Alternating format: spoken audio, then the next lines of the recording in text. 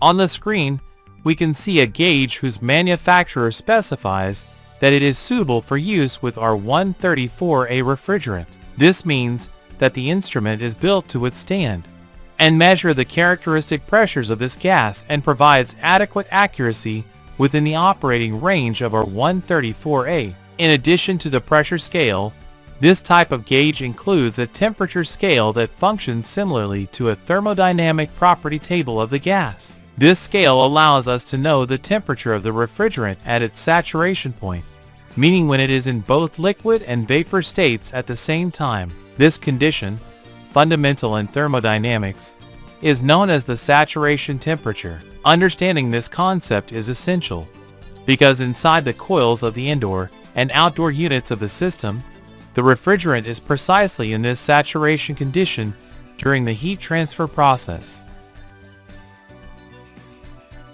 For example, if the gauge indicates a pressure of 36 pounds per square inch for R134a, that corresponds to a saturation temperature of 5 degrees Celsius, approximately 41 degrees Fahrenheit, which is typical in automotive air conditioning and water chillers. In this video, we will see how to use the R134a gauge to check its pressures and saturation temperatures, and we will study some faults detected using this gauge.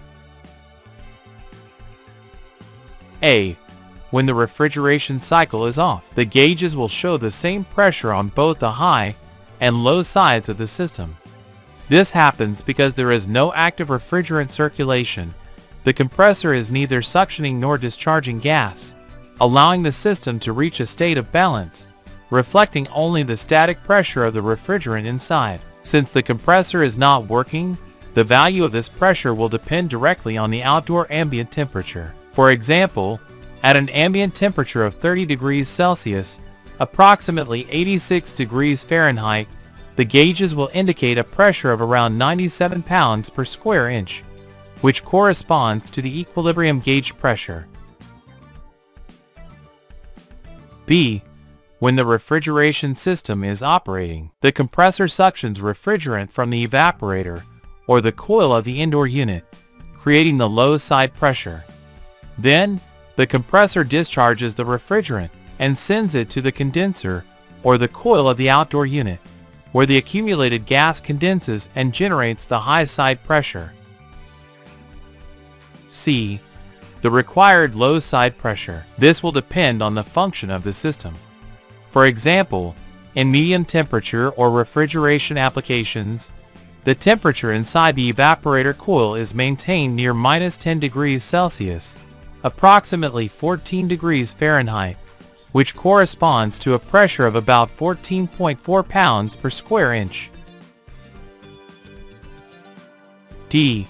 In low temperature or freezing applications, the temperature is maintained near -20 degrees Celsius, approximately -4 degrees Fahrenheit, which corresponds to a pressure of about 4.56 pounds per square inch. E. Estimating normal or theoretical high side pressure. To estimate this, the outdoor ambient temperature is taken as a reference, and a differential of approximately 10 degrees Celsius, approximately 18 degrees Fahrenheit, is added.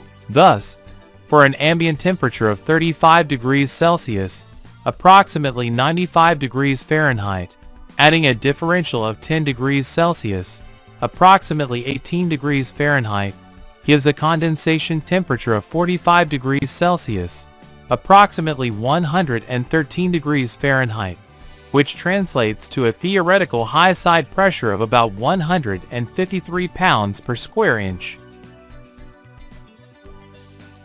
Now let us study some faults detected with gauges. A.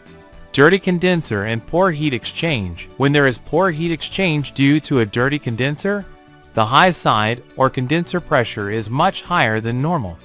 For example, at an ambient temperature of 35 degrees Celsius, approximately 95 degrees Fahrenheit, this fault will result in a high side pressure much greater than 153 pounds per square inch, indicating this problem. B.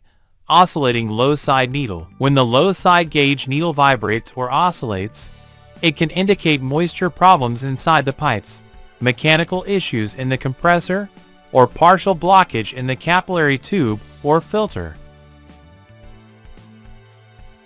C.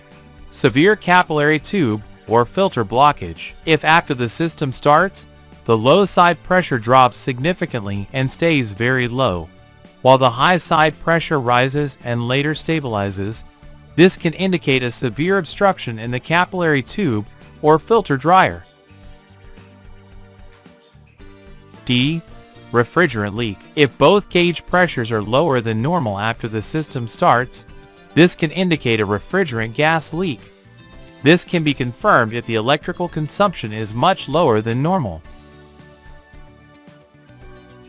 E. Compressor mechanical failure. If the compressor runs, but there is no clear difference between the low and high side pressures, it indicates mechanical problems in the compressor.